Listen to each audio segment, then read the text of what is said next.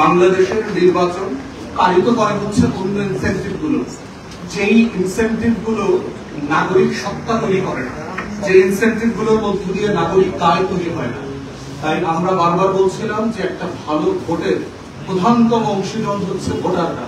অতএব সেই 12,18 বছর বয়স্ক তালিকাভুক্ত মানুষদেরকে কিভাবে ভোটার করা যায় সেইটার কোনো আয়োজন আমরা এখানে দেখলাম না।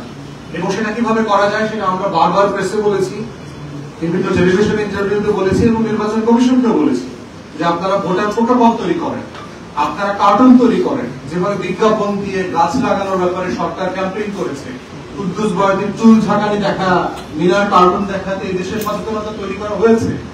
এবং রাষ্ট্রের বিভিন্ন প্রতিষ্ঠান আছে, আপনি যদি এখনো সরকার চান যে আমি প্রত্যেকটা উঠানে আমার এই রাষ্ট্রকে আগামী 6 মাসে পৌঁছে দেব, এটা বোঝানোর জন্য যে আপনি যে এই দেশের নাগরিক সেটা কি, আপনি কিসের ভিত্তিতে নাগরিক? শুধুমাত্র আপনার বয়স হয়েছে বলে নাগরিক? অর্থাৎ বয়সের ভিত্তিতে শুধু নাগরিক সত্তা তৈরি হয় না, বয়সের ভিত্তিতে এর থেকে আরো বেশি কিছু লাগে। সে বয়স প্লাস রিয়েলিটি, যে বয়সের থেকে আরো বেশি কিছু লাগবে। এবং দেখেন সেটা সরকার কিভাবে করতে পারে।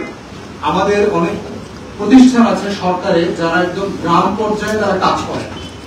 দেখবেন যে আমাদের কৃষি কর্মকর্তা আছে, আপনারা যারা গ্রামের খোঁজ খবর রাখেন, প্রত্যেকটা ওয়ার্ডে, 2টা ওয়ার্ডে, 3টা ওয়ার্ডে মিলায় একজন কৃষি কর্মকর্তা আছে। বাংলাদেশের প্রত্যেকটা অঞ্চলে আমাদের স্থানীয় প্রশাসনে স্বাস্থ্য আপা, পরিবার পরিকল্পনা আপা আছে, যারা গ্রামের প্রত্যেকটা উঠানে উঠানে গিয়ে মা বোনদেরকে বিভিন্ন সম্পর্কে, রিলেশনশিপ, বাচ্চা ধারণ, আগে পরে বাস্তবতাগুলো শেখানো। আমাদের তথ্য আপা বলে একটা জিনিস আছে, যাদের কাজই হচ্ছে মানুষকে তথ্য দিয়ে সাহায্য করা, এবং তারাও ল্যাপটপ, তারপরে হচ্ছে এই ওয়াইফাই কানেকশন নিয়ে নিয়ে গ্রামে গ্রামে উঠানে চড়ে যান মানুষকে বোঝানোর জন্য। তাহলে আমার কিন্তু এই কানেক্টিভিটির প্রোটোকল এই রাষ্ট্রে অলরেডি আছে। আমার দরকার তাদেরকে একটা কাজ দিয়ে এই কাজটা করবার চেষ্টা করা দরকার।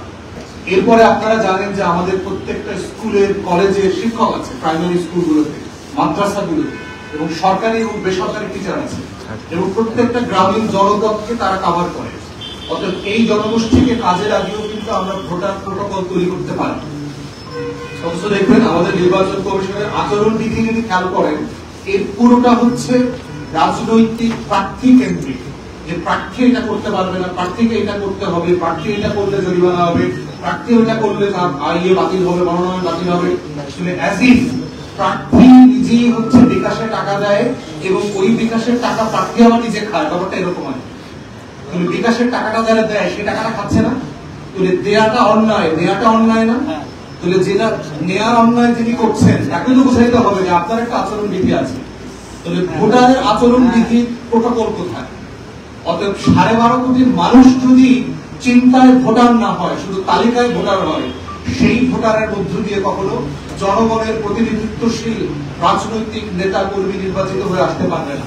এরা সব এই পিচ্ছি হান্নান, সুলেমান আসলাম টাইপের, শামীম ওসমান, হাজি সেলিম মার্কা গুন্ডা পান্ডা নির্বাচিত করবে, ভয়ে, দায়িত্বহীন বাস্তবতার কারণে, টাকার অভাবে, সিকিউরিটির কারণে করবে। অতএব সেই জায়গাতে আমরা বোধ করছি নির্বাচন কমিশনের একটা সবচেয়ে বড় ব্যর্থতা হচ্ছে, তারা আমরা বলবার পর থেকে গত 1 বছর থেকে তারা ভোটার প্রোটোকল নিয়ে ন্যূনতম কোনো কাজ করেনি, ন্যূনতম কোনো প্রস্তুতি তাদের মধ্যে দেখলাম না, যে কাজটা করার সকল সক্ষমতা এই রাষ্ট্রের আছে বলে আমরা বোধ করছি।